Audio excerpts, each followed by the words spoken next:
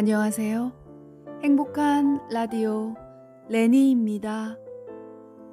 이번 작품은 쿠스타프 플로베르의 장편 소설 보바리 부인입니다. 들어가기 전에 줄거리와 작가에 대해서 좀 살펴보겠습니다. 1848년 루앙 근교의 시골에서 실제로 일어났던 사건을 소재로 하고 있습니다.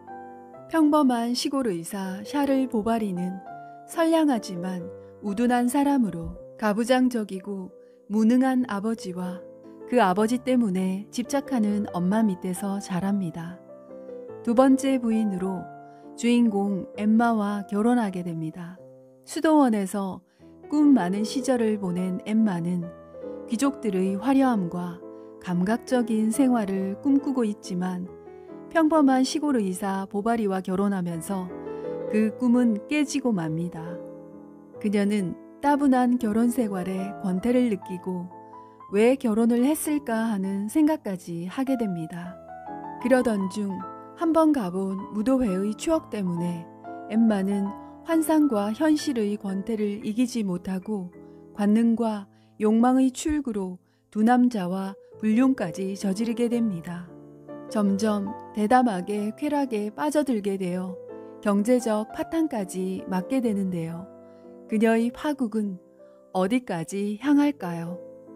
내용만 보면 흔한 불륜의 막장 드라마 같지만 작품 속으로 들어가 보면 왜 고전이라 부르고 명작이라 이르는지 알게 되실 겁니다.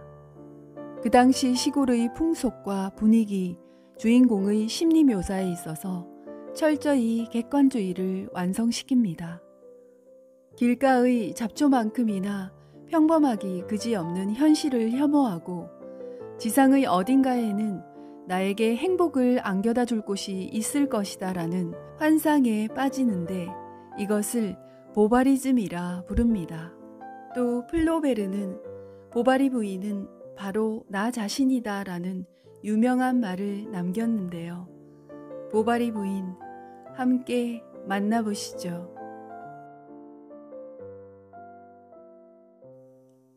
우리는 자습실에 모여 있었고 교장이 사복을 입은 신입생과 들어왔다. 졸고 있던 학생들이 눈을 번쩍 떴다.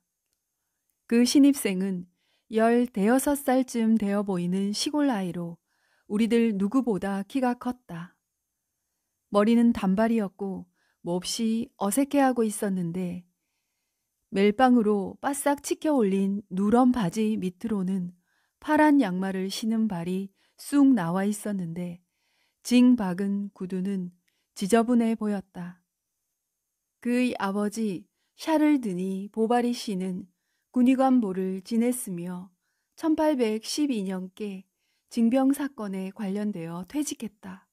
그는 타고난 풍채를 미끼로 그의 용모에 반한 어떤 메리아스 상인의 딸에게서 6만 프랑의 지참금을 손에 넣을 수 있었다.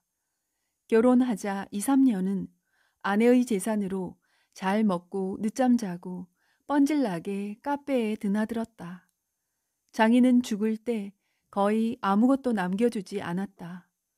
화가 난 그는 제조업에 뛰어들었으나 손해만 보았고 농촌에 틀어박혀 개척을 하려 했으나 인도산 직물 제조 방법을 모르는 것만큼 농업도 몰랐다. 밭가리에 쓸 말을 자기가 타고 돌아다니고 팔려고 만든 사과주는 몽땅 마셔버렸으며 살찐 닭도 자기가 먹고 돼지기름으로는 사냥용 구두를 닦는 형편이라 얼마 안 가 그는 모든 사업에서 손을 떼게 되었다. 그의 아내는 처음에는 남편에게 푹 빠져 있었다. 뭐든지 이르는 대로 복종하였으나 오히려 남편은 점점 멀어져 갔다. 전에는 명랑하여 정도 많았던 그녀가 나이를 먹어감에 따라 김 빠진 포도주가 식초로 변하듯 까다로워지고 신경질적으로 되어갔다. 남편이 마을의 젊은 여자들을 따라다니는 것을 보고도 처음에는 불평하지 않고 고통을 참았다. 그러나 드디어 그녀의 자존심은 반항의 고개를 쳐들었다. 그녀는 분노를 가슴에 간직한 채 입을 다물어 버렸고 쉴 새 없이 일거리를 찾아다녔다. 그러나 남편은 아무것도 모른다는 듯 술에 취해 잠에 취해 세월을 보내며 아내에게 언짢은 소리나 늘어놓았다. 사내아이가 태어나자 시골에서 온 유모에게 맡겼는데 마치 왕자처럼 귀염을 받았다. 어머니는 아들을 과보했으나 아버지는 맨발로 막 뛰어다니게 했다. 심지어 무슨 철학자나 된 것처럼 아이는 짐승 새끼처럼 벗고 다녀도 좋다고 했다. 그러나 태어날 때부터 얌전한 아이는 아버지의 뜻대로 되지 않았다. 고독하게 살던 어머니는 아들에게 산산조각이 난 자기의 꿈을 몽땅 불어넣어 주려고 했다. 아이가 성공한 것을 꿈꾸고 벌써 어른이 되어 잘생기고 재주가 있으며 토목계나 법조계에서 자리 잡은 모습을 상상했다. 아이가 12살이 되자 어머니의 소원대로 공부를 시킬 수 있게 되었다. 어머니는 샤르를 이대로 두어서는 안 된다고 완강히 주장했고 아버지는 웬일인지 별로 반대를 하지 않고 소년이 첫 성체 성사를 받을 때까지 기다리기로 했다. 그 이듬해 샤를은 드디어 루앙에 있는 학교에 아버지의 손을 잡고 가게 되었다. 그는 한마디로 얌전하고 평범한 소년이었다. 매주 목요일 밤이면 그는 어머니에게 긴 편지를 썼다. 열심히 공부했기 때문에 그는 반에서 중간 정도의 성적은 되었다. 한 번은 박물학에서 1등상을 타기도 했고 그의 부모는 그에게 의학 공부시킬 생각으로 학교를 그만두게 했다. 대학 입학 자격 시험 준비는 독학으로도 충분하다는 것이었다. 어머니는 그에게 로베크 강가의 염색점 5층의 방을 얻어주었다. 하숙비를 정하고 가구와 난로, 장작을 준비해둔 어머니는 이제부터 더욱 잘 행동하라고 당부한 다음 집으로 돌아갔다. 게시판에 강의 과목 일람표를 본 샤를은 어이가 없었다. 해부학, 병리학, 생리학, 식물학, 임상학, 치료학, 위생학, 심지어 약물학까지 있었다. 모두 어원조차 모르는 학문 이름으로 하나하나가 장엄한 성당의 문처럼 여겨졌다. 강의는 전혀 알아들을 수가 없었다. 그러나 그는 열심히 공부했다. 여러 권 노트를 들고 어떤 강의에도 들어갔으며 단 한 번도 회지 내에 빠진 적이 없었다. 눈을 가리고 연자방아를 돌리는 말처럼 매일매일 일과를 해나갔다. 생활비를 줄이기 위해 어머니는 매주 심부름꾼을 시켜 구운 송아지 고기를 얼마간 보내주었고 병원에서 돌아오면 그것으로 아침을 먹고 밤에는 하숙집의 보잘것없는 식사로 저녁을 때웠다. 그는 야위어 같고 얼굴에는 어딘가 슬픈 표정이 서려 있었다. 그는 공부에 열성이 사라졌기 때문에 처음의 맹세에 모두 내동댕이 쳤다. 한번 회진을 게을리하고 다음 날은 강의에 빠지고 게으름에 맛을 들이자 점점 학교에 나가지 않게 되었다. 술집에 드나들고 도미노 놀이에 열중하는 것이 자기 자신의 품위를 높이고 자유를 증명하는 행위처럼 생각되었다. 말하자면 그것이 세상 공부의 첫 걸음이고 금단의 향락에 다가가는 일이었다. 그리고 마음속 깊이 눌려있던 많은 욕망들이 부풀어 오르기 시작했다. 그는 배랑제의 유행가를 배워 여자들에게 들려주고 마침내 여자까지 알게 되었다. 이런 공부 덕분에 의사시험에 떨어졌고 마침 그날 밤 집에서 합격을 축하하려고 기다리고들 있었다. 그는 마을 어귀에서 어머니를 불러내 모든 것을 털어놓았다. 어머니는 낙방을 시험관의 불공평으로 돌리고 용서해 주었다. 샤를은 다시 공부에 열을 올려 꽤 좋은 성적으로 의사시험에 합격했다. 어머니에겐 얼마나 기쁜 날이었던가. 성대한 만찬이 벌어졌다. 어디서 개업하면 좋을까? 토스트가 좋다. 그곳에는 곧 저 세상으로 갈 늙은 의사가 한 명 있을 뿐이다. 아들을 키워서 의학 공부를 시키고 개업하기 좋은 곳을 찾아준 것만으로는 아직 모자랐다. 아들에게 색시를 얻어줄 필요가 있었다. 어머니는 한 여자를 찾아냈다. DF에 사는 집달리의 미망인으로 나이는 45, 1,200프랑의 연수입이 있는 여자였다. 얼굴은 못생겼고 몸은 장작개비처럼 말랐으며 여드름이 새싹처럼 돋아난 여자였지만 혼처가 궁색하지는 않았다. 샤를은 결혼하면 지금보다 더 좋은 생활이 될 줄 알았다. 자유롭고 몸도 돈도 자기 멋대로 할 수 있겠거니 생각하고 있었다. 그러나 오히려 마누라 천하가 되고 말았다. 그녀는 남편에게 오는 편지는 모두 뜯어보고 뒤를 밟아 감시하고 여자 환자일 경우 진찰실 칸막이 뒤에서 말을 엿들었다.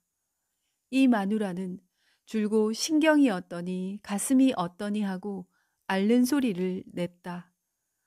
그녀 옆에서 멀어지면 쓸쓸해서 죽겠다 하고 옆에 가면 죽는 걸 보러 왔느냐며 잔소리를 했다.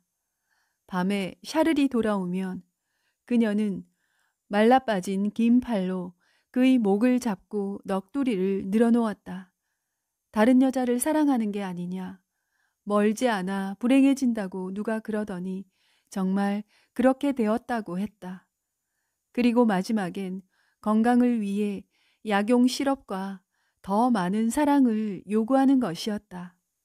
어느 날 밤 11시쯤 두 사람은 말발굽 소리에 잠을 깼고 하녀가 전한 푸른 초로봉한 편지에는 다리가 부러졌으니 보바리 선생이 빨리 베르토 농장으로 와달라는 내용이었다. 토스트에서 베르토까지는 지름길로 가도 20km는 되었다. 새벽 4시쯤 샤를은 외투를 단단히 입고 베르토를 향해 떠났다. 다리를 다친 루올이라는 사람은 이 근처에서 가장 부유한 농부라는 사실을 농장에서 보낸 소년을 통해 알게 되었다. 부인은 2년 전에 죽고 지금은 집안일을 돌보는 딸과 단둘이 살고 있다는 것도 알았다.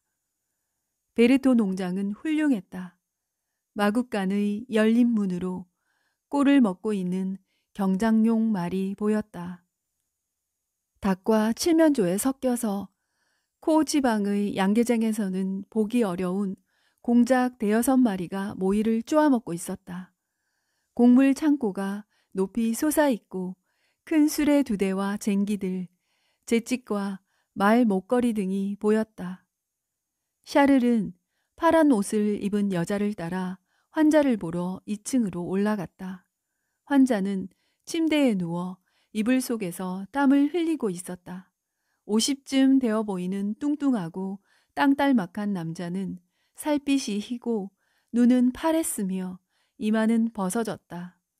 침대 옆에는 큰 브랜디 주전자가 놓여 있었는데 배에 힘을 준다며 가끔 부어 마시고 있었다. 의사를 보자 그는 흥분을 가라앉히고 12시간 동안이나 짓거려 대던 욕지거리를 앓는 소리로 바꾸었다. 골절은 아무 합병증도 없는 단순한 것이었다. 샤를은 우스갯소리로 환자의 기분을 북돋워주고 환부해댈 부목을 손질했다. 하녀는 붕대를 만들고 딸 엠마는 조그만 다리받침을 만들기 시작했다. 샤를은 그녀의 손톱이 희고 가늘고 윤기 나는 것을 보았다. 그녀의 손은 손마디가 거칠고 길어서 선의 부드러움은 없어 보였다. 그녀에게 가장 아름다운 것은 눈이었다. 눈빛은 갈색이었으나 긴 속눈썹 때문에 검게 보였다. 그 아름다운 눈이 천진하고 겁없이 상대방의 눈을 똑바로 쳐다보았다. 치료가 끝나자 루올 씨는 의사에게 뭘 좀 드시고 가라고 권했다. 샤를은 아래층 식당으로 내려갔다. 두 사람 분의 식기가 은장과 함께 식탁에 차려져 있었다. 루올 양은 요즘 농장을 혼자 감독하고 있으며 시골은 따분하다고 말했다. 식당 공기가 추운지 그녀는 식사하는 동안 가끔 몸을 떨었다. 그때마다 꼭 다물려 있던 도톰한 입술이 조금 벌어졌다. 그녀의 뺨은 장밋빛이었고 머리칼은 가운데 가리마에서 갈라져 귓불을 약간 내놓고 볼 근처에서 부드러운 곡선을 만든 다음 뒤로 틀어 올려져 있었다. 샤를이 루올 노인에게 작별 인사를 하고 뜰로 왔을 때 완두콩 받침대가 바람에 쓰러져 있었다. 뭘 찾으세요? 말 재찍입니다. 채찍은 밀가루 자루와 벽 사이 바닥에 떨어져 있었다. 엠마가 그것을 보고 자루 위에 몸을 굽혔다.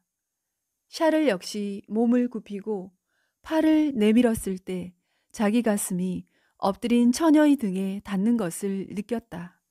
엠마는 얼굴을 붉히며 채찍을 내밀었다. 사흘 뒤 다시 오겠다고 약속했으나 이튿날 당장 베르토에 다시 나타났다. 그 후 샤를은 어떤 때는 불쑥 찾아가기도 했다. 모든 일이 순조로워 루올 노인은 46일 만에 농장을 왔다 갔다 하게 되었다. 사람들은 보바리를 대단한 의사라고 생각하기 시작했다. 이 농가에 자주 가는 게 그의 단조로운 일상생활에 특별한 즐거움이 된 것이다. 왕진하는 날은 곡식 창고도 마구간도 나의 은인이라고 정겹게 손을 맞아주는 루올 노인도 좋았다. 엠마 양의 남학신 소리도 즐거웠다. 그녀는 언제나 현관의 첫 돌계단에 서서 그를 배웅했다. 세찬 바람이 그녀의 몸을 휘감아 목덜미의 잔털을 날리고 앞치마 끈이 깃발처럼 흔들리다 꼬일 때도 있었다. 어느 날 눈이 녹기 시작할 무렵 지붕의 눈이 줄줄 녹아내리고 있었다. 엠마는 양산을 들고 나와 펼쳐 들었다. 각도에 따라 빛깔이 달라지는 비단 양산에 햇볕이 비쳐 들어와 그녀의 하얀 얼굴에 그림자가 어른거렸다. 처음 샤를이 베르토에 다니기 시작했을 무렵 보바리 부인은 잊지 않고 환자의 상태를 물었다.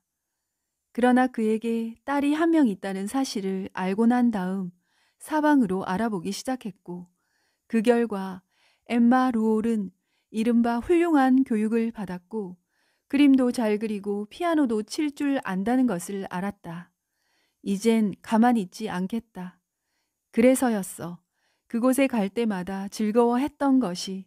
비가 오는 날에도 새 조끼를 입더니만. 아니 그 여자. 젊은 보바리 부인 엘로이스는 본능적으로 엠마를 증오했다. 결국 그녀는 샤를에게 대놓고 질투심을 터뜨렸는데 사실 샤를은 할 말이 없었다. 루올 씨는 왕쾌되었는데 자꾸 베르토에 가는 이유가 뭐죠? 거기 잘난 여자가 있기 때문인가요? 교양 있는 그 여자는 말이 잘 통합니까? 당신은 세련된 여자가 필요한 거죠? 루올의 딸이 세련된 여자라고 그 집 할아버지는 양치기였고 사촌 한 명은 개망난이라고요. 주제넘게 사치나 부리고. 아내의 투기에 귀찮아진 샤를은 베르토에 가는 것을 그만두었다. 엘로이스는 미친 듯이 흐느끼며 샤를에게 키스를 퍼부은 다음 다시는 베르토에 가지 않겠다고 기도서에 손을 얹고 맹세하게 했다. 샤를은 하자는 대로 했다. 그러나 샤를 마음속의 강한 욕망은 저항했다. 이렇게 그 처녀와 못 만나게 하는 것은 자기에게 사랑할 권리를 준 거나 같다고 일종의 위선으로 그는 생각했다. 게다가 과부였던 아내는 앙상하게 말랐고 뻐드렁니었다. 몸에 걸친 옷은 칼을 꽂은 칼집 형상이었고 그나마 너무 짧아 복사뼈가 드러나 보였다. 샤를의 어머니는 때때로 그들을 찾아왔으나 이틀이나 사흘이 지나면 시어머니의 칼날과 며느리의 칼날이 서로 부딪혔다. 두 개의 칼날이 끝없이 쉴 새 없이 샤르를 못살게 굴었다. 그러던 이른 봄, 엘로이스의 재산을 관리하던 양급일의 공증인이 위탁금 전부를 가지고 도망치는 사건이 벌어졌다. 그러나 아직도 엘로이스는 6천 프랑의 선박 주식과 생프랑스와 거리에 집을 한 채 가지고 있었다. 하지만 결혼 전에 그토록 과시하던 재산 가운데 집에 들여온 것은 몇 벌의 옷과 가구뿐이었다. 이제 사퇴를 분명히 하지 않으면 안 된다. 집은 벌써 뼈대까지 저당이라는 벌레가 먹고 있었고 선박 주식도 3천 프랑이 넘지 않았다. 그렇다면 이 여자는 거짓말을 해온 것이다. 화가 치민 아버지 보바리 씨는 그런 말라빠진 여자에게 아들을 얽매이게 만든 것은 너라며 아내를 다그쳤다. 그리고 그들은 토스트로 갔다. 해명이 오가며 싸움이 벌어지고 엘로이스는 남편의 무릎에 매달려 울었다. 그리고 부모님께 잘 말해달라고 애원했다. 하지만 샤를은 아내를 위해 한마디도 변명해 주지 않았다. 부모는 화가 나서 돌아가 버렸다. 그러나 타격이 컸다. 일주일이 지난 어느 날 뜰에서 빨래를 널던 엘로이스는 갑자기 피를 토했다. 그리고 다음 날 어쩌면 좋을까 하며 한숨을 쉬더니 그대로 죽어버렸다. 이 얼마나 기막힌 일인가. 묘지에서 모든 의식을 끝내고 돌아온 샤를은 침대 발치의 벽에 아직까지 걸려있는 아내의 옷을 보았다. 그는 책상에 기대 어두워질 때까지 괴로운 생각에 잠겼다. 어쨌거나 그를 사랑하고 있었던 것이다. 어느 날 아침 롤 노인이 칠면조 한 마리와 고친 다리의 치료비를 가지고 찾아왔다. 그는 진심으로 위로의 말을 건넸다. 그 기분은 내가 잘 압니다. 선생과 똑같은 처지였으니까. 아내를 잃었을 때 나는 곧잘 들로 뛰어나가 나무 밑에서 실컷 울었죠. 하나님을 원망하고 넋두리를 늘어놓았답니다. 하지만 말입니다. 차차 세월이 흐르니까 조금씩 잊게 되더라고요. 이 모든 것이 인간의 운명 아니겠습니까? 보바리 선생, 다 지나갑니다, 곧. 이제 우리 집에 좀 놀러 오십시오. 딸년이 선생 이야기를 자주 합니다. 선생님이 나 같은 건 벌써 잊으셨나 하고요. 샤를이 노인의 충고에 다시 베르토에 가보니 모든 것은 그대로였다. 배나무에는 벌써 꽃이 피어 있었고 노인은 배려를 아끼지 않았다. 온갖 농담을 주워 섬겨 샤르를 웃게 만들었다. 식사 후 커피가 나왔을 때 그는 더 이상 아내를 생각하지 않게 되었다. 호라비 생활에 익숙해졌고 점점 더 죽은 아내를 생각하지 않게 되었다. 아무 구속 없이 자유로움이 고독조차 즐겁게 만들었다. 마음대로 먹고 드나들고 피로하면 팔다리를 뻗고 침대에서 뒹굴 수도 있었다. 또 아내의 죽음은 직업상으로도 꽤 도움이 되었다. 만나는 사람마다 안 됐습니다. 젊은 양반인데 하고 동정했고 그의 이름은 널리 알려져 환자도 늘어났다. 그는 막연한 행복과 희망을 느끼고 있었다. 때론 거울 앞에서 구렛나루를 손질하며 좀 남자다워진 듯한 기분도 느꼈다. 어느 날 오후 3시쯤 샤를은 베르토를 방문했다. 모두 밭에 나가고 없었다. 엠마는 창문께에 앉아 바느질을 하고 있었다. 쇼를 두르지 않은 드러난 어깨에 작은 땀방울이 맺힌 것이 보였다. 시골 풍습으로 그녀는 샤를에게 마실 것을 권했다. 그는 사양하고 그녀는 계속 권하고 그러다가 그들은 함께 웃었다. 그녀는 가끔 현기증이 난다. 해수욕은 몸에 좋은 것이냐. 또 수도원 이야기를 했고 샤를은 중학교 때 이야기를 했다. 점점 더 이야기가 많아졌다. 두 사람은 엠마의 방으로 올라갔다. 그녀는 전에 쓰던 악보, 옷장 밑에 처박아 두었던 떡갈나무의 관을 보여주었다. 그리고 매달 첫 금요일에는 뜰의 꽃을 꺾어 어머니의 묘지를 찾는다고 했다. 또 그녀는 여름철의 갯날만 계속되는 시골 생활은 몹시 지루하다. 겨울 동안만이라도 시내에 나가 살고 싶다고 말했다. 말하는 내용에 따라 그녀의 목소리는 달라졌다. 어떤 때는 순진한 눈을 들어 즐거워했고 눈을 가느스름하게 뜨고 권태에 젖은 눈매로 부질없는 생각에 빠져들기도 했다. 저녁 때 집으로 오는 길에 샤를은 그녀가 한 말을 다시 생각해 보았다. 그와 알기 전의 그녀의 생활을 마음속에 그려보려고 했으나 처음 만났을 때와 방금 헤어진 그녀의 모습밖에 아무것도 떠오르지 않았다. 그리고 그는 마음속으로 자신에게 물었다. 앞으로 그녀는 어떻게 될까? 결혼을 할까? 그렇다면 누구와? 아, 루올 씨는 대단한 부자인 것 같고 그 여자는 저렇게 아름답다. 샤르르의 눈에 엠마의 얼굴이 계속 떠오르고 귀에는 단조로운 소리가 울렸다. 너와 결혼하면 어때? 그럼 되잖아. 그날 밤 그는 잠을 이루지 못했다. 목이 막히고 자꾸 갈증이 났다. 그는 물을 마시고 창문을 열었다. 하늘엔 별이 가득했다. 어쨌든 믿질 것은 없다고 생각한 샤를은 기회가 닿으면 청혼하리라고 결심했다. 그러나 기회가 올 때마다 적당한 말이 떠오르지 않아 겁이 난 샤를은 입을 다물어 버렸다. 롤 노인의 입장으로는 딸을 치울 기회가 생긴다면 머뭇거릴 이유가 없었다. 딸은 집에 있어도 별로 도움이 되지 않았고 농사를 짓기에도 너무 세련되었다고 생각이 되었다. 농사는 하늘의 저주를 받은 직업이라고 그는 생각했다. 그 증거로 백만장자가 된 농민은 한 사람도 없었다.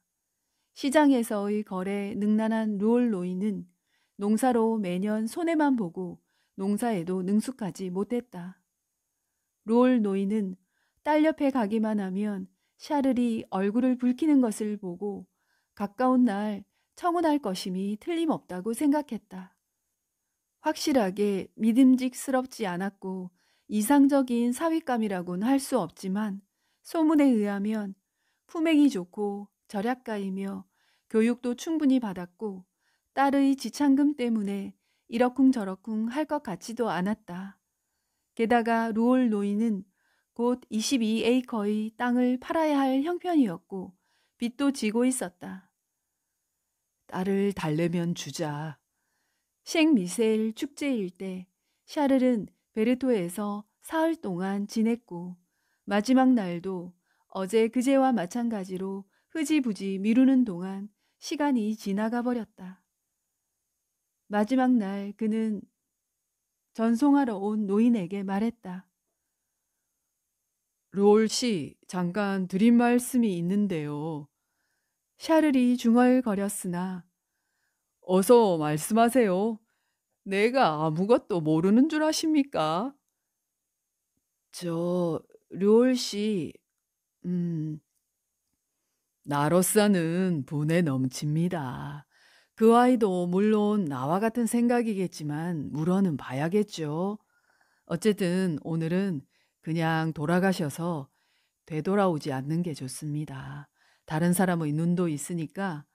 그러나 궁금하실 테니 딸이 좋다고 하면 내가 창문 덧문을 열어 벽에다 붙여 놓겠습니다.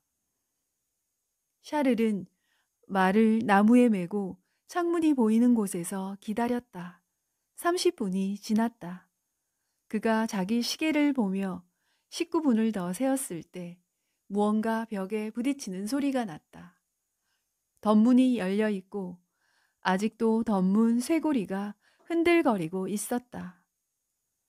이튿날 9시 그는 베르토 농장에 와 있었다.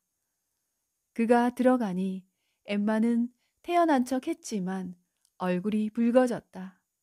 롤은 미래의 사위를 안고 입맞춤을 했다.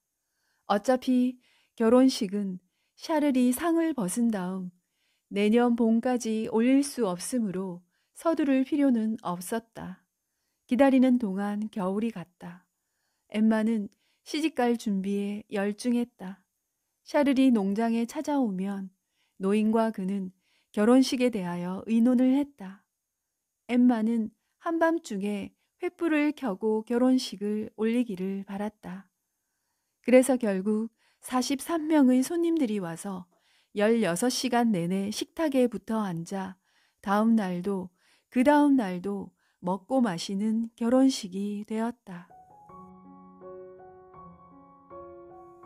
아침 일찍부터 각양각색의 마차를 타고 손님들은 몰려왔다. 양쪽 친척들이 모조리 초대되었고 오랫동안 만나지 못한 친지들에게도 편지가 갔다. 부인네들은 모자를 쓰고 도시에서 유행하는 옷을 입고 금 시계줄을 늘어뜨리고 케이프 자락을 엇갈리게 하여 허리띠에 꽂았다. 하얀 드레스를 입은 여자아이와 제각기 사회적 신분에 맞춘 듯 연미복 프로코트를 입은 남자 손님들이었다. 마을 공회당에서 농장은 2km밖에 떨어져 있지 않았기 때문에 모두 걸어갔다가 성당에서 식이 끝나자 다시 걸어 돌아왔다. 행렬은 푸른 밀밭 사이로 난 오솔길을 따라 마치 기다란 리본처럼 들판 사이를 누비고 지나갔다. 악사가 끝에 리본을 단 바이올린을 들고 앞장서서 갔다. 그 다음에 신랑 신부, 친척과 친구들은 제멋대로 그 뒤를 따라갔다. 아이들은 몰래 귀리싹을 뜯거나 장난을 치며 갔다. 식탁은 짐술의 헛간에 준비되어 있었다. 식탁에는 소 등심 고기 4덩이, 닭고기 무침 6쟁반, 송아지 스튜, 양다리 고기가 있었고 한가운데에는 맛있게 구운 통돼지 1마리가 놓여 있었다. 축하객들은 밤이 깊도록 먹고 마셨다. 베르토에 남은 사람들은 부엌에서 밤새도록 마셨다. 지친 아이들은 의자 밑에서 잠이 들었다. 신부는 결혼식 때의 풍습인 여러 가지 장난을 못하게 해달라고 아버지에게 단단히 부탁해 놓았다. 그런데 친척인 생선 장수가 입에 물을 머금어 신방 열쇠 구멍에 뿜어 넣기 시작했다.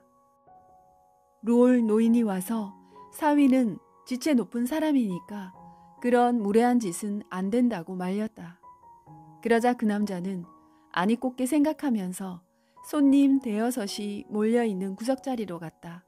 이 손님들 역시 질긴 고기만 먹어서 냉대받았다고 생각하고 있었다. 그들은 한패가 되어 루올 노인 흉을 보면서 쫄딱 망해버렸으면 좋겠다고 말했다.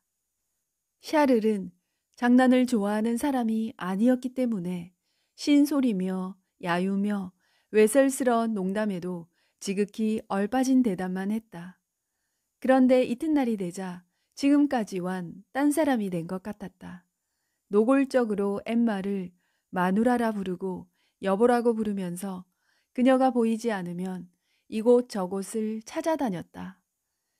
그가 아내의 허리를 안고 그녀의 몸에 기대다시피 하면서 걸어다니는 모습이 멀리서 보였다. 결혼식 이틀 뒤 루올에게 작별 키스를 하고 신혼부부는 베르토를 떠났다. 샤를 부부는 6시쯤 토스트에 도착했다. 이웃 사람들이 새색시를 보려고 창가에 몰렸다. 나이 먹은 하녀가 나와서 인사하고 저녁 식사가 아직 준비되지 않았다고 사과하면서 기다리는 동안 마님은 집안을 한번 둘러보시라고 권했다. 벽돌로 된 건물 앞쪽은 큰 길을 향해 있었다. 현관문 뒤쪽에는 작은 깃이 달린 외투, 말곶비, 태 없는 까만 가죽 모자가 걸려 있고 마루 한쪽에는 마른 흙이 묻은 가죽 각반이 놓여 있었다. 오른쪽에는 식당 겸 거실로 쓰는 방이 있었다. 빨간 테를 두른 하얀 커튼이 창문에 걸려 있고 벽난로의 좁은 선반에는 히포크라테스 흉상이 붙은 시계가 두 개의 은초대 사이에서 빛을 내뿜고 있었다. 복도 반대편에 샤를의 진찰실이 있었다. 폭이 6걸음쯤 되는 작은 방으로 탁자 1개, 의자 셋, 사무용 안락 의자 1개가 놓여 있었다. 그리고 전나무로 된 6단짜리 책장에는 겉장이 해진 의학사전이 가득 메우고 있었다. 엠마는 2층 방으로 올라갔다. 첫째 방에는 아무것도 없었다. 부부의 침실에는 붉은 휘장이 들어진 마호가니 침대가 놓여 있었다. 창가에는 흰 공단 리본으로 맨 오렌지 조화다발이 꽃병에 꽂혀 있었다. 처음 며칠 동안 그녀는 집을 새로 꾸미는 일에 몰두했다. 촛대의 등피를 벗기고 새 벽지를 바르고 층계를 다시 칠하게 하고 뜰에 있는 해시계 주위에 긴 의자를 놓게 했다. 남편은 엠마가 마차로 나들이하기를 좋아한다는 것을 알고 중고 경마차를 구해 램프와 가죽 흙바지를 달았는데 모양이 튠비리형 이륜 마차처럼 되었다. 이렇게 하여 그는 행복했다. 이 세상에 아무런 걱정거리도 없었다. 아내와 마주 앉아 먹는 식사, 저녁의 산책길, 머리를 쓰다듬는 아내의 손길, 창문 고리에 걸린 아내의 밀짚 모자, 그리고 지금까지 그런 것이 재미있으리라고는 상상도 못한 온갖 일들이 이제는 그의 행복을 이어주는 것이 되었다. 샤를이 외출할 때는 엠마는 창가로 가서 남편을 배웅했고 엠마는 위에서 줄곧 남편에게 말을 건넸으며 꽃잎을 뜯어 입으로 그에게 불어보냈다. 그것은 바람에 팔랑팔랑 날려 새처럼 공중에서 반원을 그리다가 문 앞에 조용히 서 있는 늙은 흰말의 갈기 위에 떨어져 그대로 있었다. 그는 출발했다. 그리고 끝없이 먼지가 일어나는 큰 길을 가며 자기의 행복을 되새겨 보았다. 지금까지 그의 생활에 무슨 즐거움이 있었던가? 높은 담에 갇혀 시골뜨기라고 비웃음을 당하던 학생 시절이었을까? 아니면 의학 공부를 할 때 그의 애인이 될 뻔한 여공과 춤추러 갈 돈이 없어 늘 쩔쩔매던 그때였을까?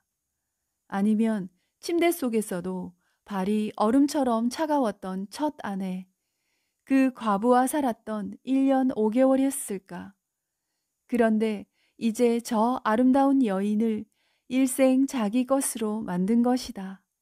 마침내 그의 세계는 아내의 보들보들한 속치마 속에 갇혀버렸다. 아무리 해도 애정 표시가 부족한 것 같고 아내의 얼굴이 다시 보고 싶어졌다. 얼른 집으로 되돌아가서 가슴 설레며 층계를 올라갔다. 엠마는 자기 방에서 화장을 하고 있었다. 샤를은 살그머니 다가가 그녀의 등에 키스했다. 엠마는 질색을 하며 소리를 질렀다. 결혼하기 전까지 엠마는 자기가 샤를과 연애를 하고 있었다고 생각했다. 연애 중에 당연히 생겨야 할 행복이 느껴지지 않았기 때문에 자신의 생각이 틀렸었나 하고 있었다. 끝없는 행복이라든가 정열, 도취 등 책에서 읽고 그토록 아름답다고 생각했던 말들이 과연 현실에서는 정확하게 어떤 뜻인지 엠마는 그것이 알고 싶었다. 13살이 되던 해 아버지는 그녀를 수도원에 넣기 위해 도시로 데리고 갔다. 수녀원에서의 처음 얼마 동안은 지루하지 않았고 수녀들과 사는 것이 즐거웠다. 수녀들은 그녀의 심심함을 달래기 위해 예배당에 데리고 갔다. 십자가를 지고 가다가 쓰러진 가련한 그리스도의 모습을 그녀는 좋아했다. 그래서 자신도 고행을 위해 하루 종일 굶기도 했고 또 자신이 지켜야 할 맹세 같은 것을 생각해 보기도 했다. 고해하러 갈 때는 일부러 작은 죄를 많이 만들었다. 가끔 설교에 나오는 약혼자 남편, 하늘의 연인, 영원한 결합 등의 비유는 그녀의 마음속에 생각지도 않은 기쁨을 불러 일으켰다. 조용한 시골에서 살아온 그녀는 변화 있는 생활에 마음이 끌렸다. 폭풍우가 있기에 바다가 좋았다. 푸른 초목은 폐허 속에 듬성듬성 살아있을 때만 사랑스러웠다. 수녀원에는 매달 일주일씩 옷과 침구를 손질하러 오는 노처녀가 있었다. 그녀는 옛날에 유행하던 사랑의 노래를 많이 알고 있었다. 바느질을 하며 나직하게 들려주고 여러 가지 세상 소식도 전했다. 어떤 때는 바깥 심부름도 해주었고 소설책을 살짝 숨겨가지고 들어와 상급생들에게 빌려주기도 했다. 그 책 내용은 연애 사랑하는 남녀, 쓸쓸한 외딴집에서 기절하는 귀부인, 말을 갈아타는 곳에 다다르면 언제나 살해당하는 마부, 지쳐 죽은 말, 음산한 숲, 사랑의 맹세, 흐느낌, 눈물과 키스, 달빛에 비친 조각배, 사자처럼 용맹하고 양처럼 유순하고 빼어나게 덕이 높고 늘 훌륭한 복장을 하고 그러면서도 울 때는 하염없이 울 줄 아는 신사들에 관한 것이었다. 아득한 들판 저쪽에서 모자에 흰 깃털을 달고 검은 말을 타고 달려오는 기사를 기다리는 공주님처럼 오래된 궁전에 살고 싶었다. 짧은 망토를 걸친 남자가 흰옷을 입은 여인을 껴안고 있거나 금발의 영국 귀부인이 맑고 커다란 눈을 이쪽으로 돌리고 있는 그림들을 보았다.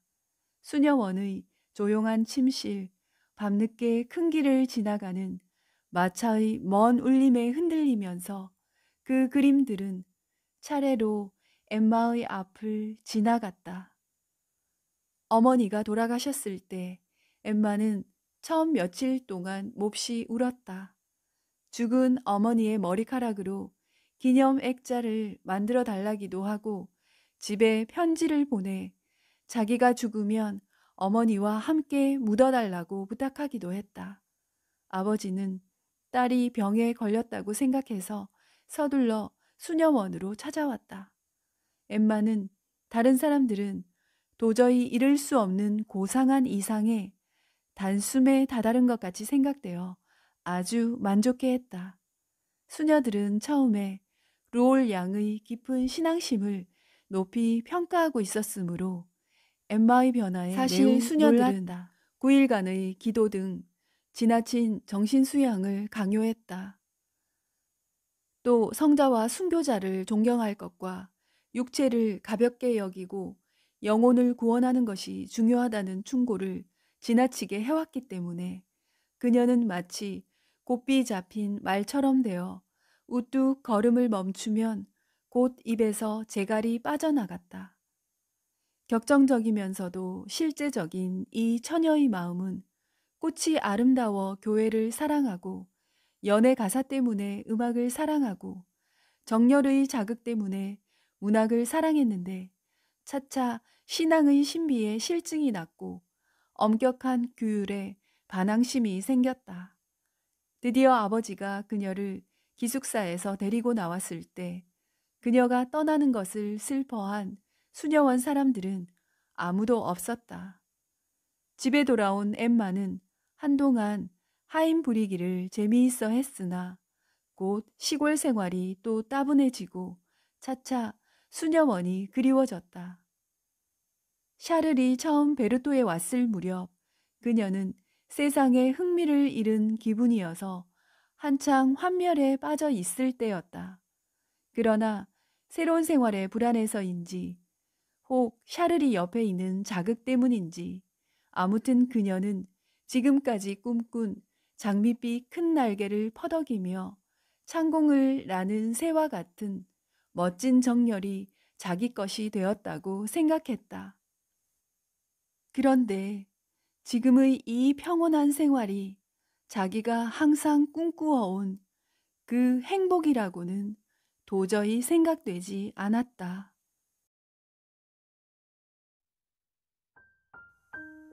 그녀는 이따금 그래도 지금이 자기 일생의 가장 좋은 때, 세상에서 흔히 말하는 밀월이라고 생각할 때가 있었다. 밀월의 감미로움을 맛보기 위해서는 좀 더 달디단 나른함을 맛볼 수 있는 나라로 떠났어야 했는지도 모른다.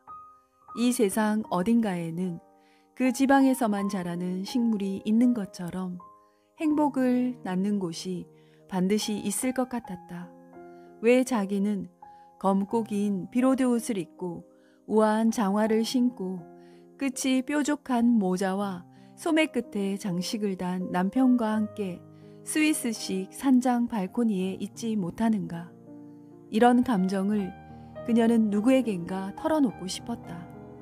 그러나 구름같이 자주 변하고 바람처럼 소용돌이치는 종잡을 수 없는 불안을 대체 뭐라 표현하면 좋단 말인가. 그녀는 말을 할 수 없었다. 기회도 없고 용기도 없었다.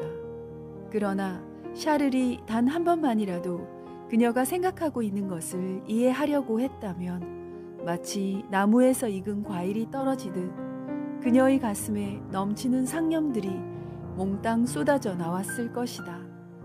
그러나 부부 생활이 익숙해질수록 마음은 자꾸 멀어지고 그녀를 남편에게서 멀리 떼어놓는 것이었다.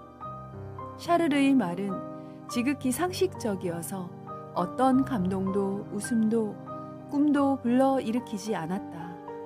그는 로앙에 있었을 때 파리에서 온 배우들을 보기 위해 극장에 간 일이 한 번도 없었다고 했다. 그는 수영을 못했고 검술도 몰랐으며 권총도 쏠 줄 몰랐다. 언젠가는 소설에 나오는 마술에 관한 수러도 그녀에게 설명해 주지 못했다.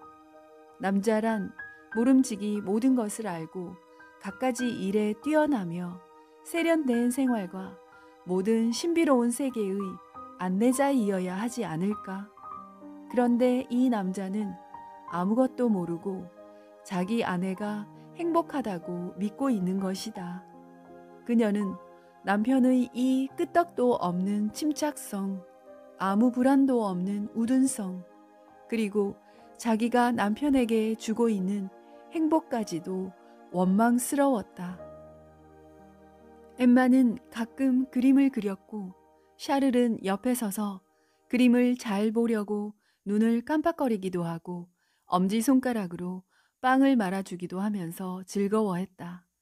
엠마가 피아노를 칠 때면 그녀의 손가락이 빨리 뛰면 뛸수록 그의 놀람도 커져갔다.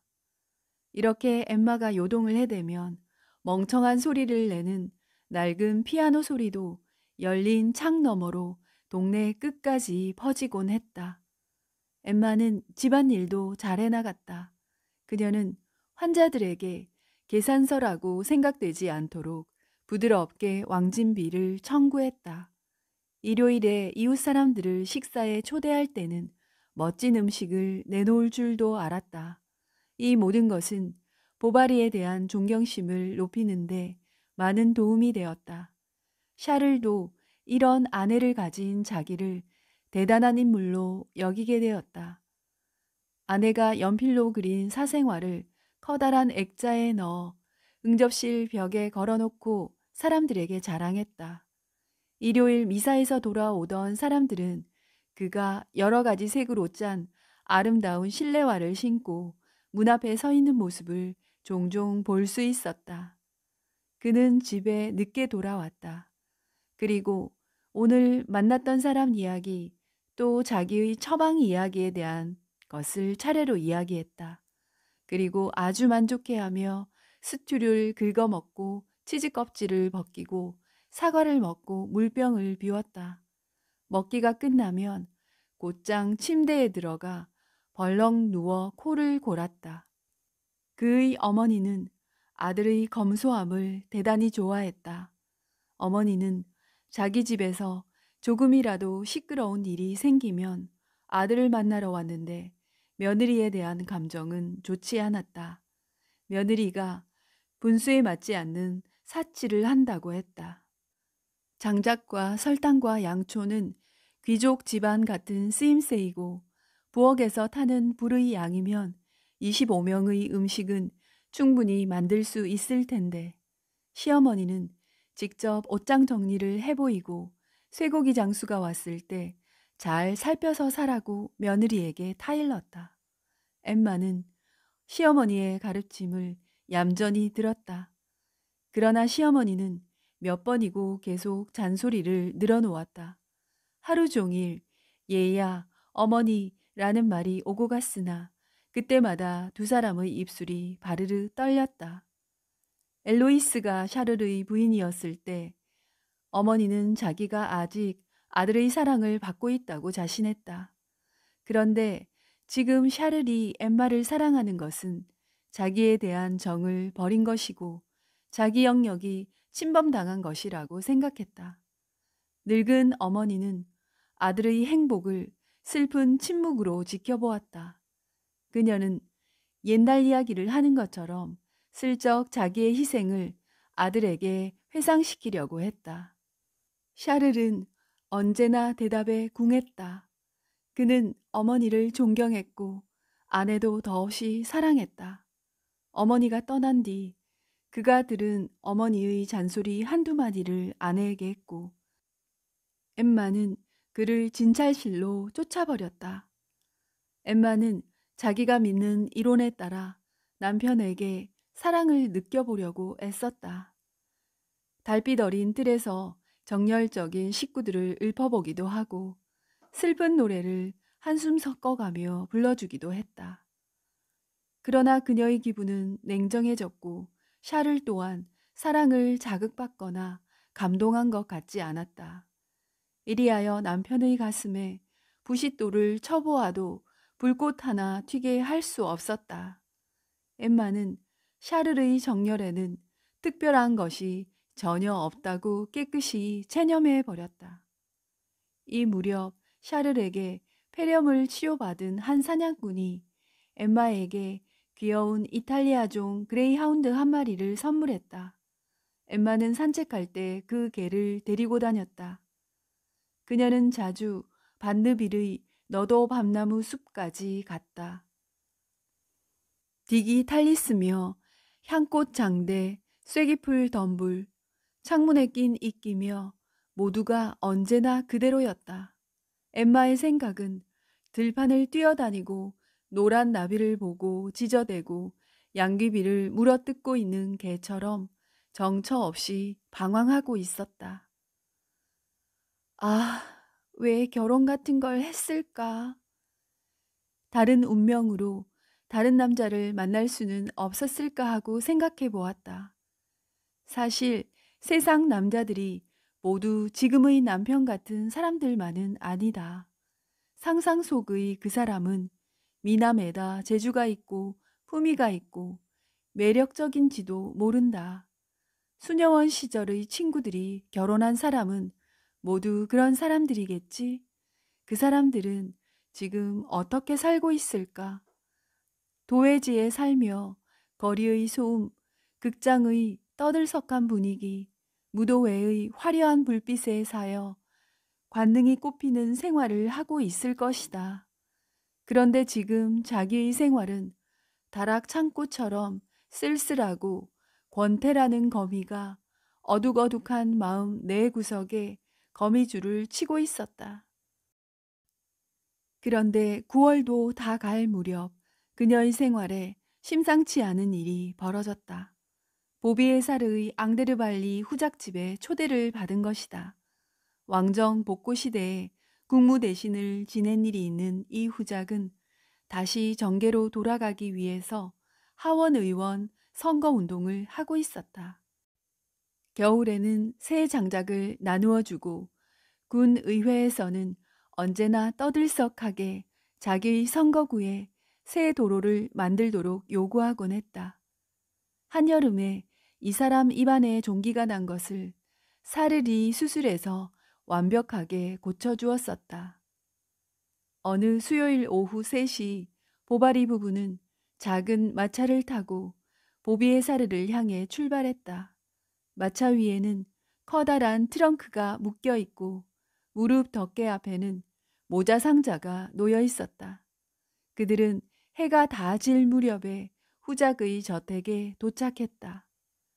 저택은 이탈리아풍의 근대식 건물로 양쪽 날개가 앞으로 튀어나오고 돌 층계가 있는 앞으로 굉장히 넓은 잔디밭이 펼쳐져 있었다.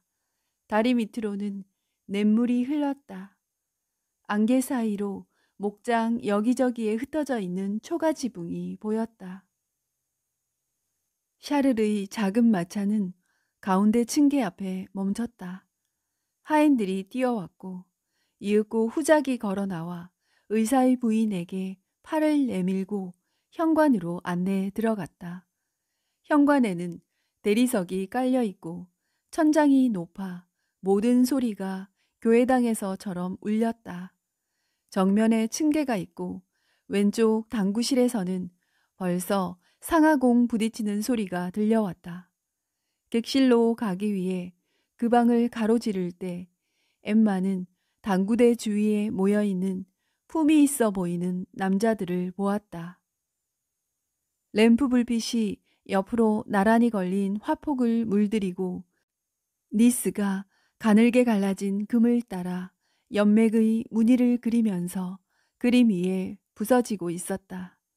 후작이 객실 문을 열었다.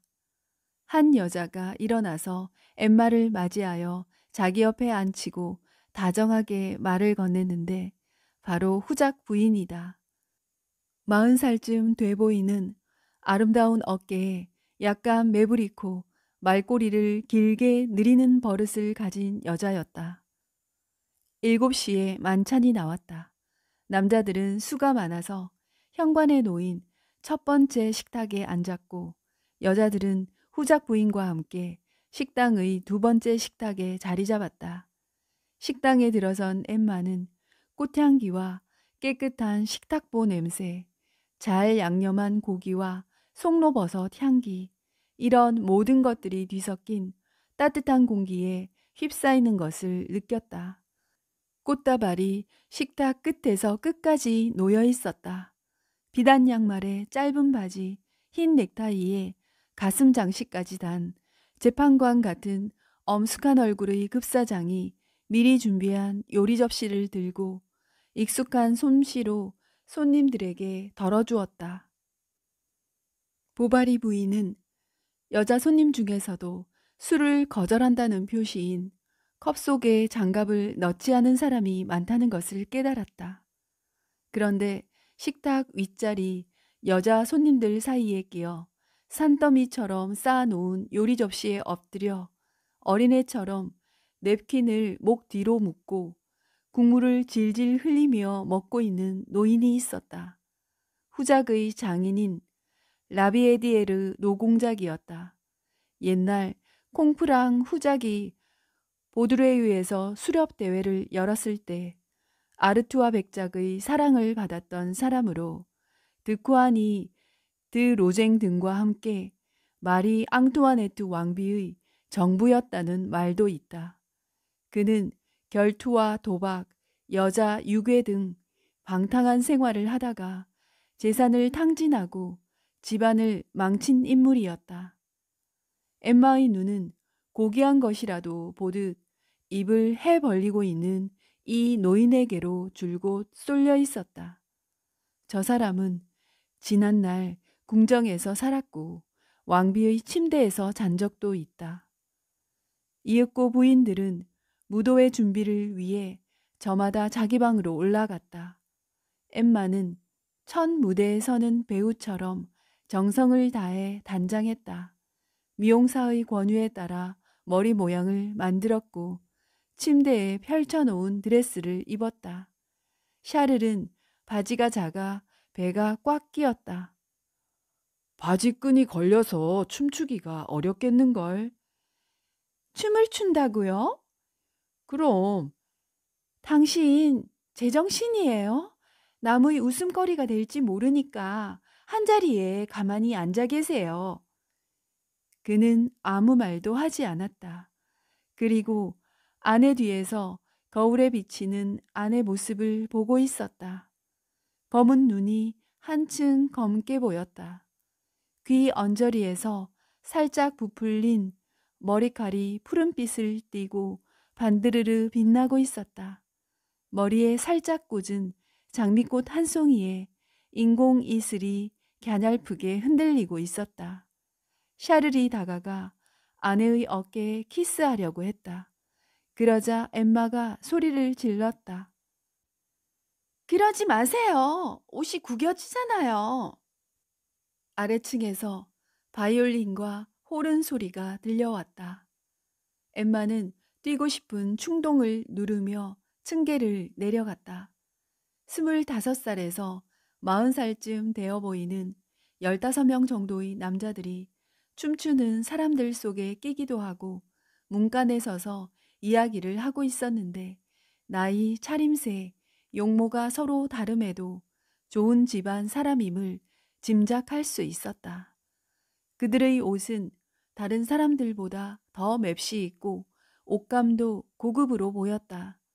관자놀이까지 곱슬곱슬하게 내려온 머리칼은 비싼 머리기름을 발라 번쩍번쩍 빛나고 있었다. 하얀 살결은 영양분 많은 음식을 적절하게 섭취한 그런 모습이었다. 늙기 시작한 사람은 오히려 젊어 보이고 젊은 사람들 얼굴에는 어딘지 노숙한 티가 흘렀다. 그들의 잔잔한 눈빛에는 나날의 욕망이 충족되는 인간의 여유로움이 어려 있었다. 무도장의 공기가 답답해지고 등불이 차차 희미해졌다. 사람들은 다시 당구실로 몰려갔다. 하인이 환기를 위해 의자에 올라갔다가 유리창을 깼다. 유리 깨지는 소리에 고개를 돌린 엠마의 눈에 바깥에서 안을 들여다보고 있는 농부들의 얼굴이 보였다. 문득 베르토의 추억이 되살아났다. 아버지의 농장을 생각했다. 질 펀한 늪, 작업복을 걸치고 사과나무 밑에 서 있는 아버지. 낙농장의 우유 단지에서 손가락으로 크림을 떠내고 있는 자기의 모습이 보였다. 그러나 지금 휴양한 불빛 아래 서 있자니 그토록 선명했던 과거의 생활들이 깨끗이 사라지고 자기가 과연 그런 생활을 했던가 의심스러울 지경이었다. 엠마는 한참 동안 그대로 서 있었다. 그녀 옆에 서 있던 어떤 부인이 부채를 떨어뜨렸다. 춤을 추던 남자가 그 앞을 지나갔다. 제 부채 좀 집어주시겠어요? 그 의자 뒤에 있는데요. 남자가 몸을 굽혀 팔을 뻗고 있는 동안 그 젊은 부인의 손이 재빨리 세모로 접은 하얀 것을 남자의 모자 속에 넣는 것을 엠마는 보았다. 남자는 부채를 집어 공손히 부인에게 바쳤다. 부인은 고개를 끄덕여 감사를 표하고 아무 일도 없었다는 듯 꽃다발에 얼굴을 묻었다. 밤참을 먹은 뒤 마차는 하나씩 돌아가기 시작했고 샤를은 한쪽 문에 등을 기대고 반쯤 졸고 있었다. 새벽 3시에 코티용 댄스가 다시 시작되었다. 엠마는 이 춤을 출 줄 몰랐다. 그런데 사람들이 자작이라고 다정하게 부르는 가슴에 꼭 맞는 조끼를 앞이 확 벌어지게 입은 신사가 보바리 부인에게 춤을 청했다. 자기가 리드할 테니까 아무 염려 말고 추자면서. 두 사람은 처음에는 춤을 천천히 추기 시작했으나 차츰 빨라졌다. 엠마의 드레스 자락이 남자의 바지에 감겼다. 다리가 서로 얽혔다. 남자는 그녀를 내려다보고 그녀는 남자를 올려다보았다. 엠마는 정신이 아득해짐을 느끼고 그 자리에 섰다. 엠마는 숨이 차 거의 쓰러질 듯하여 잠시 남자의 가슴에 머리를 기댔다. 자작은 천천히 선회하며 처음 자리로 엠마를 리드했다. 그녀는 벽에 몸을 기대고 손으로 눈을 가렸다. 밤 인사보다는 아침 인사가 더 적당한 시간에 손님들은 침실로 올라갔다. 샤를은 두 무릎이 몸뚱이 속에 파묻힐 지경이 되어 층계 난간을 붙잡고 겨우 2층으로 올라갔다. 방에 돌아온 엠마는 어깨에 쇼를 두르고 창문을 연 다음 팔꿈치를 창틀에 세웠다. 무도곡이 아직도 귓전에 울리고 있었다. 그녀는 곧 사라질 이 호화로운 생활의 환상을 조금이라도 오래 간직하고 싶어서 잠을 자지 않으려고 애썼다. 아침 식사 때는 많은 사람이 식탁에 모여 앉았고 식사는 10분 만에 끝났다. 샤를은 하인에게 자기 마차에 말을 달아달라고 부탁했다. 마차가 현관 층계 앞으로 끌려왔고 짐을 싣고 난 보바리 부부는 후작과 부인에게 인사하고 토스트를 향해 출발했다. 티블빌 언덕에 이르렀을 때 여성연을 입에 물고 말을 탄 사람들이 웃으며 그들 앞을 지나갔다. 엠마는 순간적으로 자작의 모습을 본 것 같은 생각이 들었다. 돌아보니 아득히 먼 곳에 말걸음의 리듬에 따라 사람들의 머리가 올라갔다 내려갔다 하는 것만이 보일 뿐이었다. 700~800여 미터 갔을 때 끊어진 말 엉덩이 끈을 잇기 위해 샤를은 마차를 멈추었다. 마구를 다시 점검한 샤를은 땅바닥에 뭔가 떨어져 있는 것을 보았다. 녹색 비단으로 가장자리를 두르고 가운데 마차 문장을 찍은 여성용 갑이었다. 아직 여성연이 2개나 들어있군. 오늘 밤 식사 후에 피워야지. 집에 도착했고 이튿날은 하루가 너무 길었다. 무도회가 먼 옛날 일처럼 느껴졌다. 대체 누가 그저께 아침과 오늘 저녁을 이처럼 멀리 떼어놓았는가. 보비에사르 방문은 마치 폭풍우가 하룻밤 사이에 산속에다 커다란 균열을 만들어 놓듯이 그녀의 생활에 구멍을 뚫어놓고 만 것이다. 이리하여 엠마는 그 무도회를 회상하는 것이 하나의 일과가 되었다. 수요일이 될 때마다 그녀는 눈을 뜨기가 무섭게 생각하는 것이었다. 아, 1주일 전에는, 2주일 전에는, 3주일 전에는 거기에 있었어. 그러나 차츰 사람들의 얼굴이 기억 속에서 희미해지고 카드릴 곡도 잊었다. 사소한 일들은 모두 사라지고 오직 안타까운 미련만 남아 있었다. 샤를이 나가고 없는 동안 엠마는 자주 옷장 속에 넣어둔 녹색의 비단 여성형 갑을 꺼내보았다. 이것은 누구의 것일까? 자작의 것이다. 아마 애인한테서 받은 선물일 것이다. 사랑의 숨결이 헝겊의 올 사이를 지나갔을 거야. 바늘 한 땀 한 땀이 여기에 희망과 추억을 새겼겠지?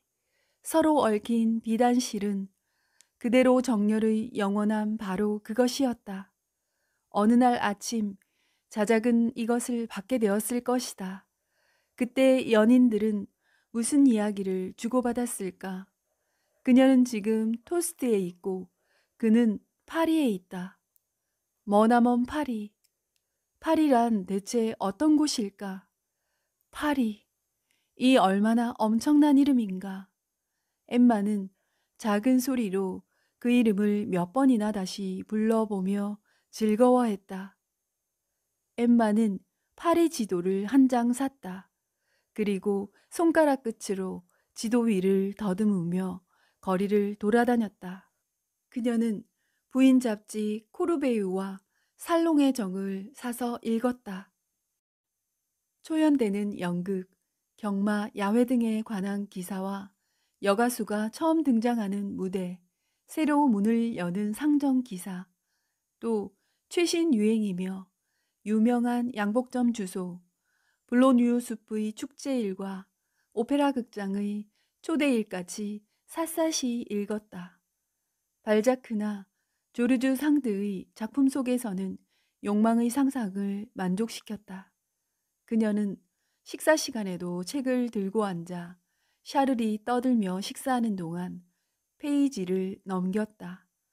자작에 관한 추억이 언제나 책 속에 되살아났다. 그 사람과 작중 인물을 연결지어 생각했다. 그러나 자작이 중심이 된 생각의 동그라미는 점차 퍼져나가 더 멀리 번져서 다른 여러 가지 꿈을 비춰주었다.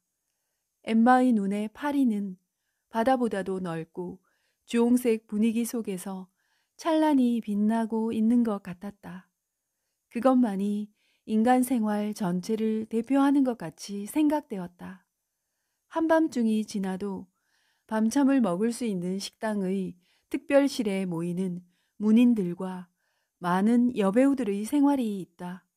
모두 돈을 물쓰듯이 쓰고 야심과 흥분에 차 있는 사람들이었다.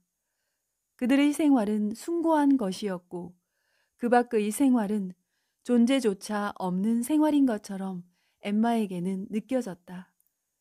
뿐만 아니라 사물이 가까우면 가까울수록 그녀의 생각은 그런 것들에서 멀어졌다. 바로 옆에 있는 따분한 시골, 어리석은 소시민들, 평범한 생활, 이런 것들은 모두 이 세상의 예외로 자기만이 붙잡혀 억지로 끌려 들어가 있는 것처럼 생각되었다.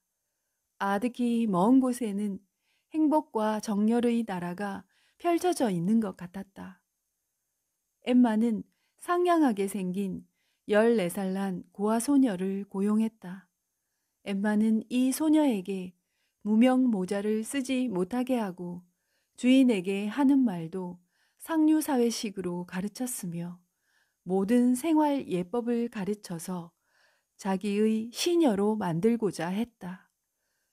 새 하녀는 해고당하지 않으려고 불평 한마디 없이 말을 잘 들었다. 그런데 마님은 늘 찬장을 잠그지 않았기 때문에 소녀 펠리시테는 매일 저녁 설탕을 조금씩 꺼내 잠자리에서 몰래 먹었다. 엠마는 언제나 앞이 툭 터진 실내복을 입고 있어서 가슴의 깃 사이로 금단추가 내달린 속옷이 보였다. 그녀는 편지를 보낼 사람도 없으면서 편지지와 펜대, 봉투를 사들였다.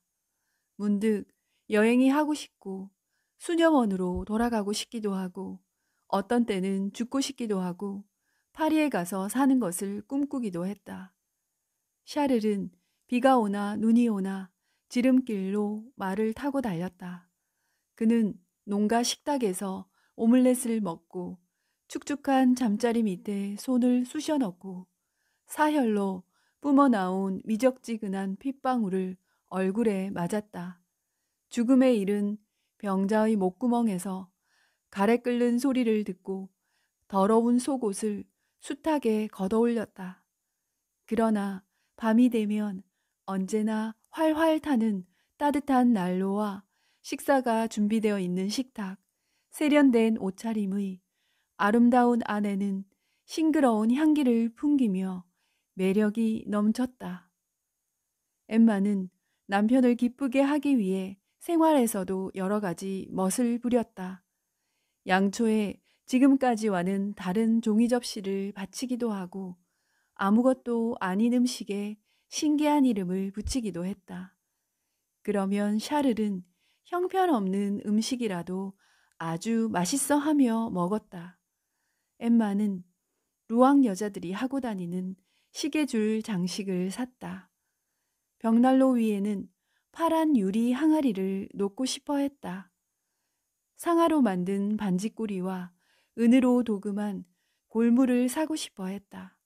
샤를은 아내의 그런 우아한 취미를 이해하지는 못했으나 관능의 즐거움과 가정의 평온에 무엇인가 덧붙여 준다는 것을 알았다.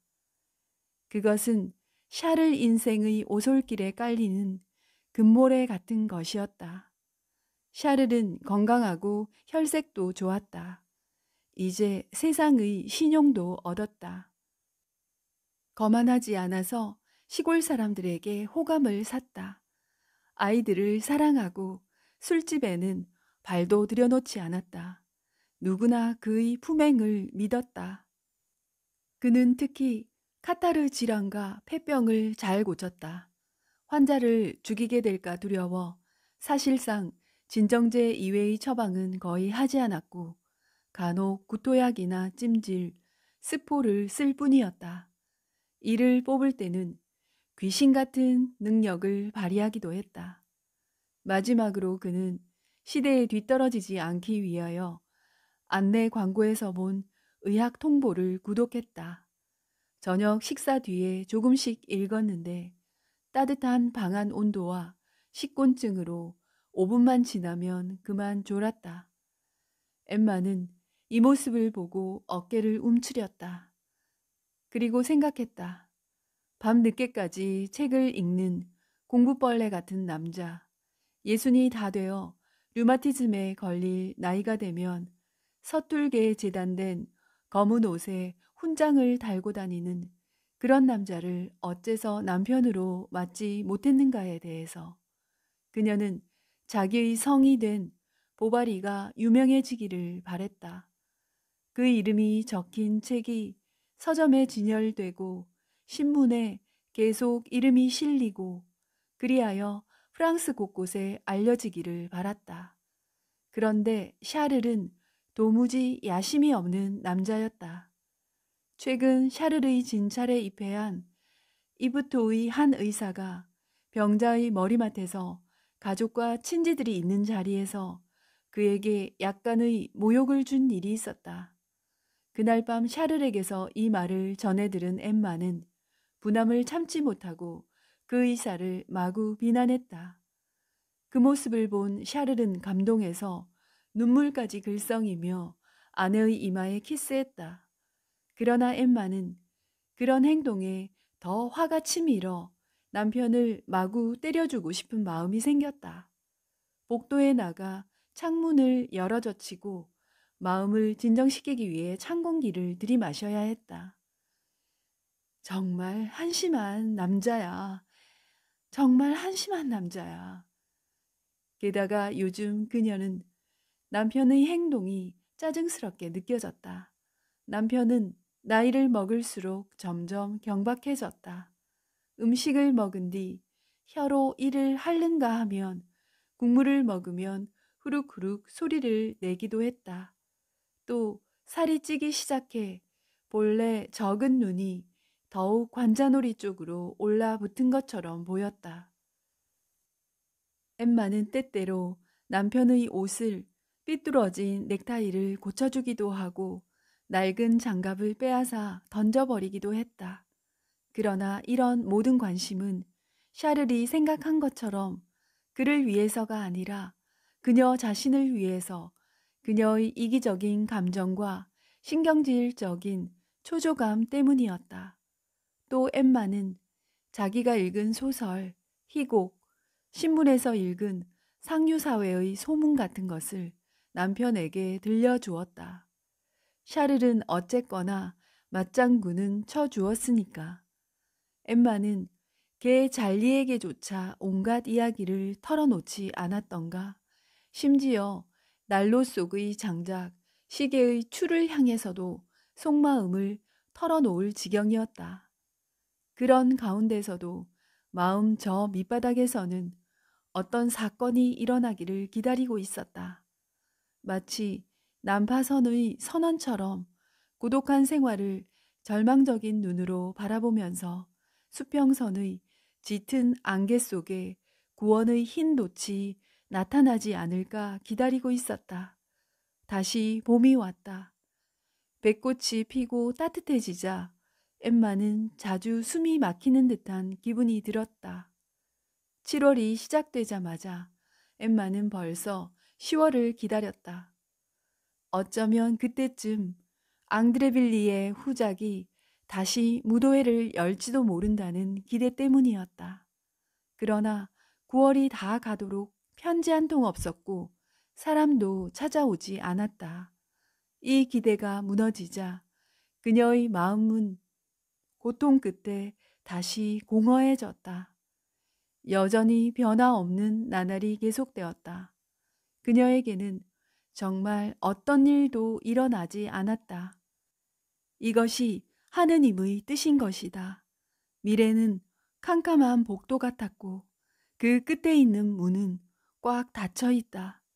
엠마는 피아노 치기를 그만두었고 그림을 그리던 스케치북도 놓고 있던 자수도 장롱 속에 처박아 넣어버렸다.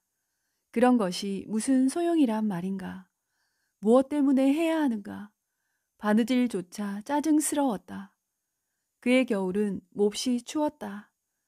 아침마다 유리에 성에가 끼어 있었다. 맑은 날이면 그녀는 뜰로 나갔다. 양배추 위에 이슬이 은빛 레이스처럼 덮여 있고 투명하고 긴 실이 되어 늘어져 있었다. 새소리도 들리지 않고 짚에 덮인 울타리의 과일나무도 벽의 갓돌 밑에 병든 뱀처럼 늘어져 있는 포도나무도 모두 잠든 것처럼 보였다.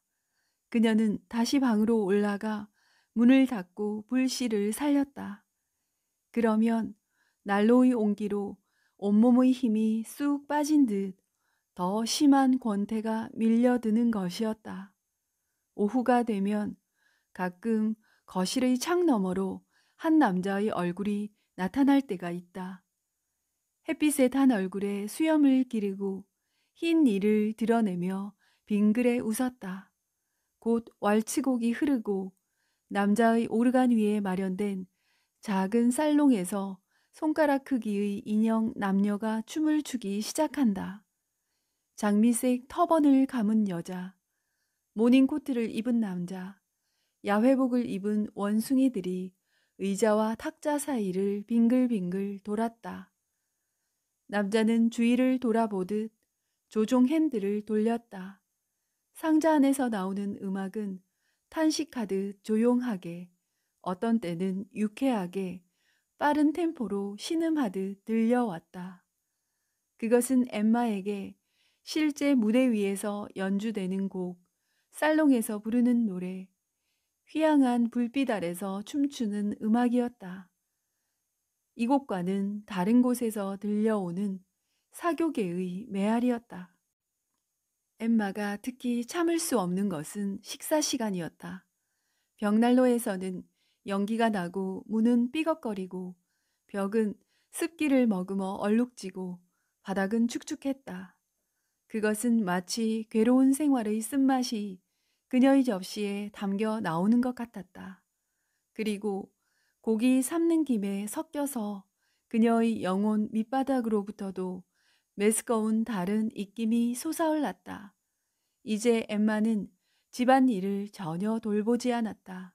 시어머니가 사순절의 며칠을 토스트에서 보내려고 왔다가 엠마의 변화를 보고 깜짝 놀랐다. 전에는 몸치장에 신경을 쓰고 고상한 취미의 엠마가 며칠씩이나 옷을 갈아입지 않았으며 무명 양말을 아무렇지도 않게 신었다. 토막난 양초에 불을 켜면서 부자가 아니니까 절약해야 된다고 중얼거렸다. 엠마는 점점 까다롭고 변덕스러워졌다. 자기만을 위한 요리를 만들게 하고는 한 입도 먹지 않는가 하면 하루 종일 우유만 마시고 다음 날은 홍차를 몇십 잔이나 마셨다. 밖에 나가지 않겠다고 하다가 가슴이 답답하다고 창문을 열어놓고는 얇은 옷을 꺼내 입기도 했다. 하녀를 미친 듯이 혼내고서는 곧 물건을 주고 이웃집으로 놀러 보내주기도 했다. 다른 사람의 감정의 변화에는 조금도 민감하지 못하면서 가난한 사람에게 지갑에 있는 은화를 몽땅 털어주기도 했다. 2월이 가고 있던 어느 날, 롤 노인은 자기 건강이 완전히 회복된 기념으로 잘생긴 칠면조를 가지고 와서 토스트에서 사흘을 묵고 갔다. 노인은 침실에서 담배를 피우고 벽난로의 장작에 침을 뱉었다. 농사 이야기, 송아지, 젖소 이야기, 마을 의회에 관한 이야기를 늘어놓았다. 마침내 노인이 돌아가는 날, 엠마는 안도의 한숨을 내쉬고는 자신도 모르게 한 행동에 깜짝 놀랐다. 이제 그녀는 모든 사람들을 경멸했고, 남이 좋다고 말하는 것은 나쁘다고 말했고, 부도덕한 일에 찬사를 보냈다. 그러자 무신경한 샤를 조차 깜짝 놀라 눈이 둥그레졌다. 이런 비참한 생활이 언제까지 계속될 것인가? 영원히 벗어날 수는 없는 것일까?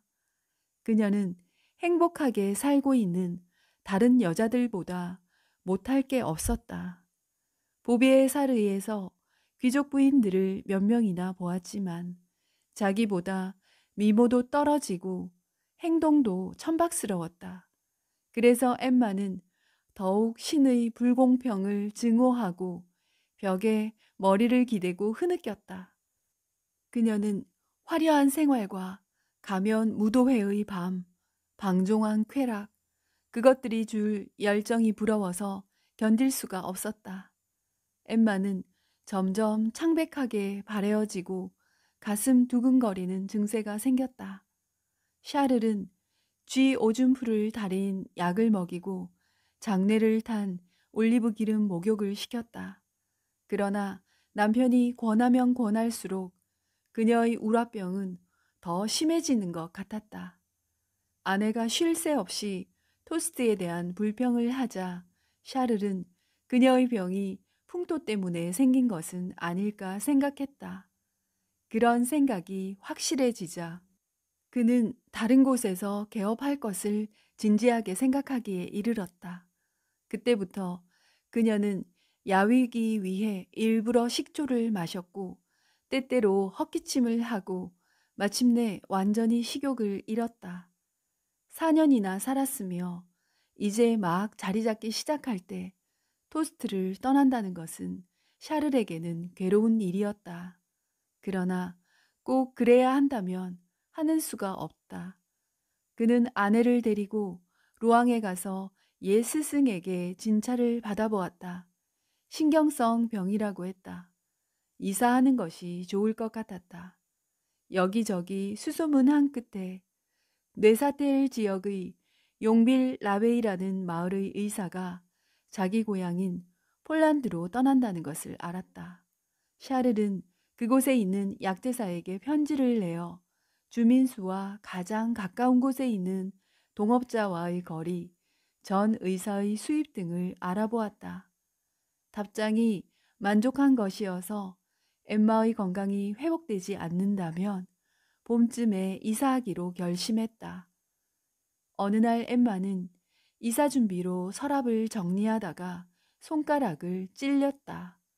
그것은 결혼 꽃다발의 철사였다. 봉오리는 먼지로 노랗게 변해 있었다. 가장자리의 은빛 리본은 풀려 있었다.